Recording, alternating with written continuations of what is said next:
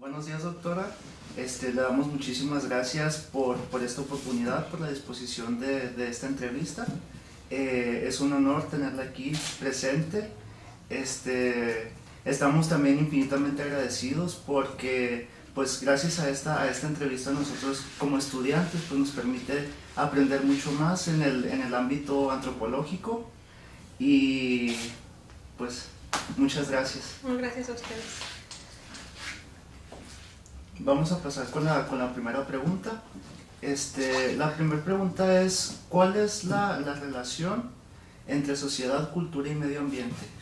Que es el lema de este congreso de Carlon. Yo pensé que era una porra. Sociedad, cultura, no, en realidad, pienso que justamente lo interesante de una propuesta como sociedad, cultura y medio ambiente es que las relaciones son múltiples y va a variar muchísimo si la planteas desde uno u otro de los ámbitos que están planteados en esa relación. Creo que estaría en discusión justo ahorita en términos de teoría antropológica hacer esa distinción de sociedad como un ámbito separado de la cultura y del medio ambiente, ¿no?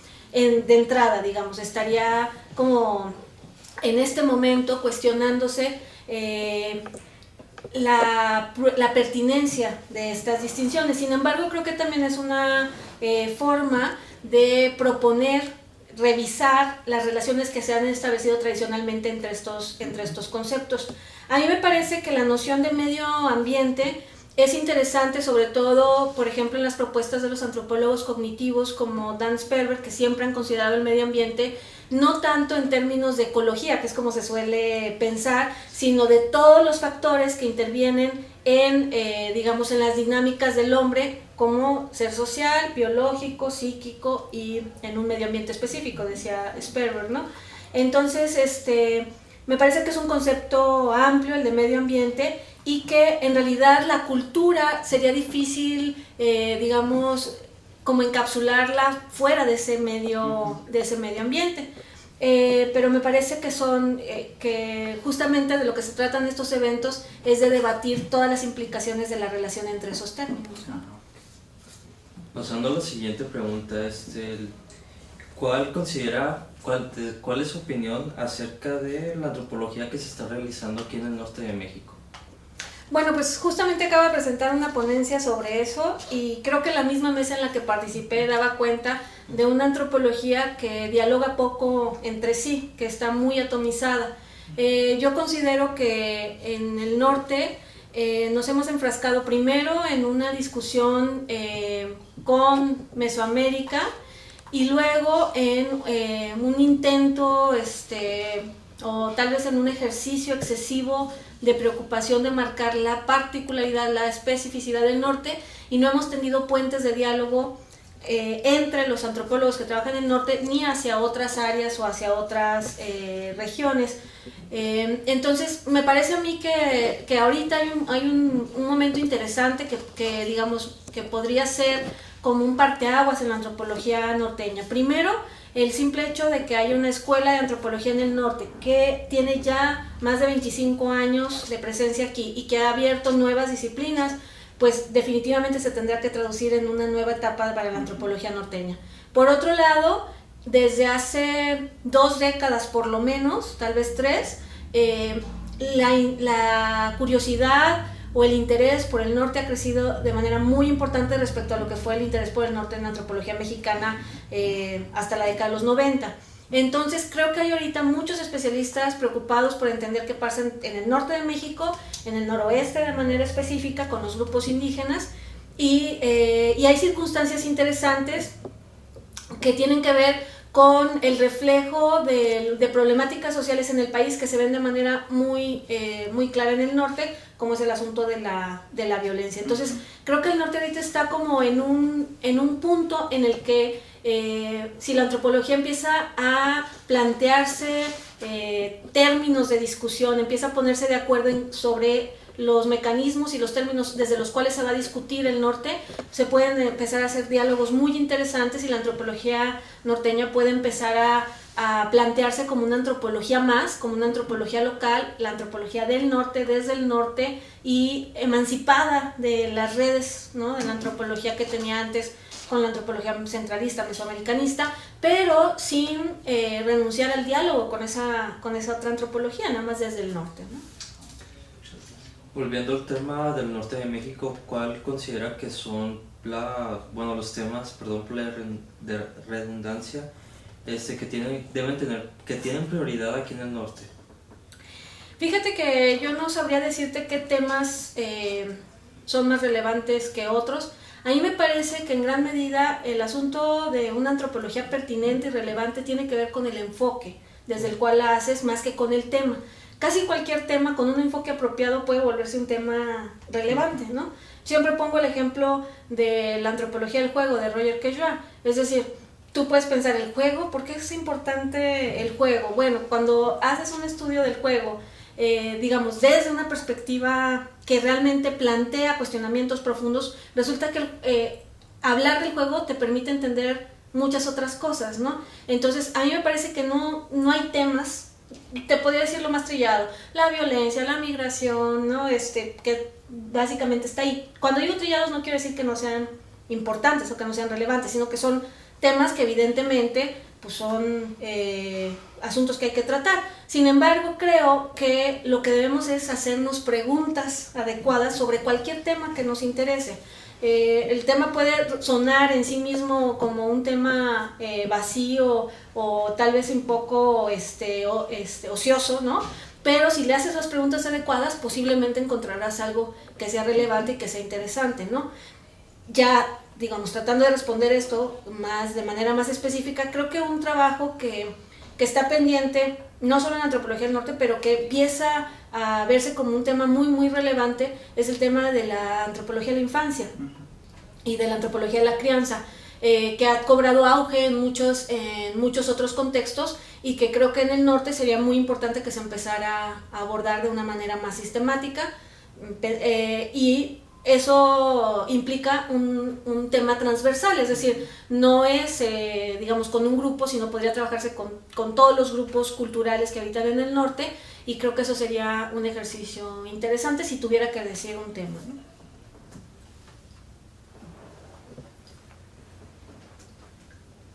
¿Cuáles considera usted que son las particularidades que debe tener una antropología para el norte de México?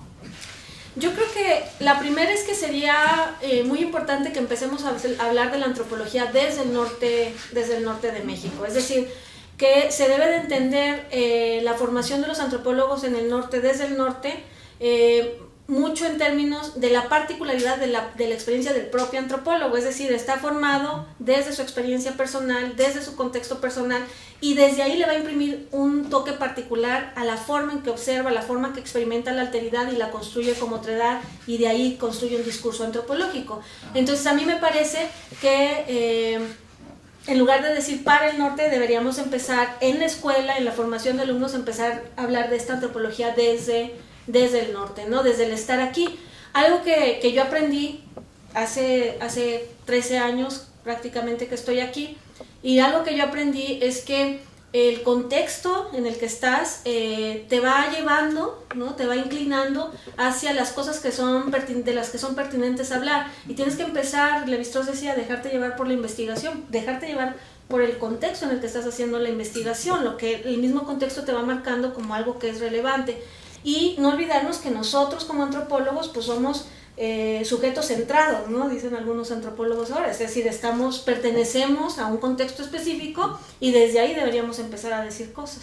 Ok, muchas gracias. La siguiente pregunta ya es más específica, es ¿cuál es el tema de su presentación y por qué considera que es importante?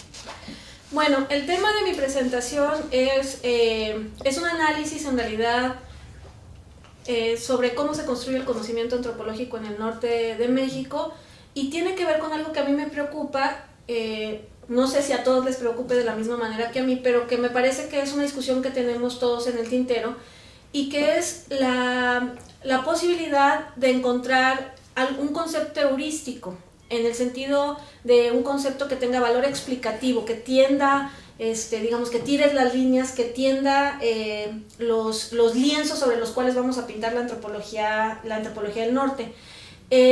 Aprendiendo de todos los ejercicios que se hicieron de clasificación cultural sobre el norte, que no encaja en nada, no hay regiones dominicales, no pertenece tal cual al Southwest, tampoco encaja con la noción de chichimeca, es decir, ha habido un chorro de problemas con las categorizaciones en el norte, aprendiendo un poco de eso, pero sí creyendo que la respuesta no es decir, ay, mejor ya no hay que decir qué pasa en el norte, sino vamos a entrar en la discusión y buscar alternativas.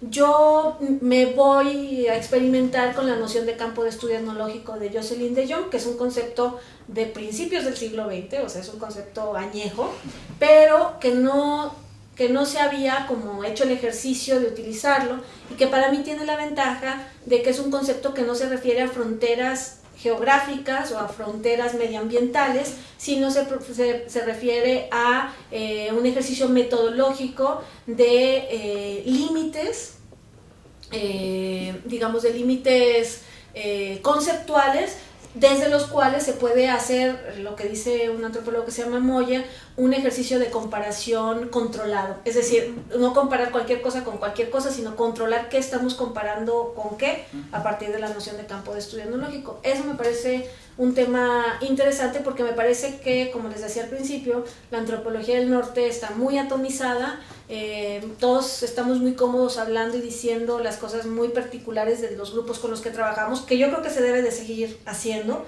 pero no podemos quedarnos ahí, hay que dialogar y hay que empezar a transitar de la descripción particular a la explicación de la variabilidad cultural, mucho en los términos en los que Sperber lo propone en su texto de etnografía interpretativa y antropología teórica. O sea, lo que tenemos es que en algún momento aproximarnos a explicar la variabilidad, ¿no? Pasando a la siguiente pregunta, ¿en qué momento de su vida decidió dedicarse a la antropología? ¿Hubo alguna experiencia relevante que la haya orientado? En realidad, creo que son dos cosas. Una es que siempre me interesó mucho viajar y ir a lugares lejanos desde que era muy pequeña, y eso tiene que ver con que yo iba en un colegio católico del Verbo Encarnado, donde hay un programa de misiones muy importante, y cada año en octubre recibíamos a las monjas del Verbo Encarnado que eran misioneras en el colegio, y a mí me fascinaba que me contaran sobre sus experiencias en Kenia, ¿no? O así. Ahora vemos lo que ha causado esas experiencias en esos países. Sin embargo, digamos, en mi experiencia personal, pues era muy motivante oír las charlas de esas misioneras que llegaban al colegio, y desde ahí empezó como la inclinación a viajar, a ir lejos, a conocer las cosas que son distantes en el tiempo y en el espacio, ¿no? Y entonces desde ahí empezó como mi inclinación, por un lado. Por otra, es que yo vivía en Sayula, Jalisco, que es la tierra de Juan Rulfo, ¿no? Es la cuna del mestizaje tal cual como se planeó en el proyecto nacional de construcción, ¿no? De una identidad nacional. En donde yo vivía no había indígenas, había indios, en el sentido de una categoría creada para hablar de manera peyorativa de aquello que es atrasado, que es viejo, que es ignorante, es decir, con todo el carácter peyorativo. Por supuesto es una zona náhuatl, ¿no? Sayula viene de Saúlan, que es un término náhuatl, lugar de moscas quiere decir, pero digamos había una cultura del mestizaje muy importante, pero yo tenía una particularidad. Mi mamá era de la sierra de Sonora y Chihuahua, de la zona Pima precisamente de Maicoba. Ella fue maestra rural, se fue a un aserradero, ahí conoció a mi papá, que era la oveja negra de su familia, y se la pasaba yéndose a trabajar a lugares muy lejanos. Ahí se conocieron y se casaron, y mi mamá se fue a vivir a Sayula, pero todos los veranos nos llevaba a pasar un mes a Maicoba. Y entonces para mí era un contraste impresionante lo que implicaba la vida mestiza de Sayula y la vida en Maicoba, donde la presencia de los Pimas pues era una constante, la relación conflictiva con los blancos. Desde el trayecto de ir desde Sayula a Maicoba, que eran 3 días, que ibas viendo el cambio en todos los, digamos, todos los ambientes que te iban rodeando. Algo que a mí me llamaba la atención es cuando llegabas a Cuauhtémoc, que veías rarámuri, veías así menonitas, ¿no? Y los rancheros, y era para mí como, váyame, ¿no? Los menonitas eran algo que me llamaba muchísimo la atención. Pero tal vez lo que más me llamaba la atención es que cuando llegaba a Maikova con mi familia, ellos se veían como menonitas porque eran todos rubios, altos. Yo decía que se veían como los de anuncios de Marlboro, de los cigarros Marlboro de antes. Eran así, todos vestidos de vaqueros y muy rubios y muy altos y con con los ojos verdes o azules o así, en caballos y todo. Pero muchas de sus conductas me resultaban a mí tan lejanas como las de los pimas que vivían también con ellos. Entonces para mí eso era un contraste que por supuesto que no me quedaba de otra que saber de qué se trataba y pues estudiar antropología para explicar eso. Muchas gracias. Ya para finalizar, ¿qué consejo nos daría a nosotros, los estudiantes, los estudiantes de las ciencias antropológicas, para el momento en que nosotros vayamos a desarrollar nuestras investigaciones? Bueno, el primero que les daría y que les doy constantemente es que no se olviden de por qué están aquí. Están aquí porque en el fondo de su corazón lo que querían era experimentar aquello que es distante en el tiempo y en el espacio, como decía Levi-Strauss. No se olviden de eso, no se queden viéndose el ombligo y sintiéndose cómodos en el contexto en el que están. Vayan y experimenten y vean otras cosas y expónganse a la alteridad y vívanla y tengan esa experiencia. Eso en primer lugar. El segundo lugar es que se tomen muy en serio el ejercicio antropológico y las implicaciones que tiene la antropología. Yo pienso que tal vez lo más importante es estar convencido de que la antropología les gusta, de que quieren hacer antropología, pero también si no es lo que quieren hacer, si no es antropología lo que quieren hacer, de todas formas de alguna manera les servirá lo que aprendan aquí en sus relaciones, en su forma de vivir la vida de aquí en adelante, ¿no? Entonces, aunque no se vayan a dedicar a eso, tómenselo en serio, tómense en serio la formación antropológica. Y tomarse en serio no quiero decir que todo sea seriedad, no soy un ejemplo de seriedad, sino que entiendan la responsabilidad que hay detrás de ese aprendizaje, ¿no? Eso es lo que les recomendaría. Pues muchísimas gracias, maestra. Le agradecemos por su tiempo, por su espacio y por su disposición. Muchas gracias a ustedes. No sé si tenga algo más que quisiera agregar. No, gracias por la invitación y la verdad me parece muy buena idea que estén haciendo estos ejercicios de entrevistas con los profesores y con las personas que vienen aquí al coloquio. Creo que esta idea del Sophos fue muy buena idea y los felicito por eso. Y muchas gracias. Gracias.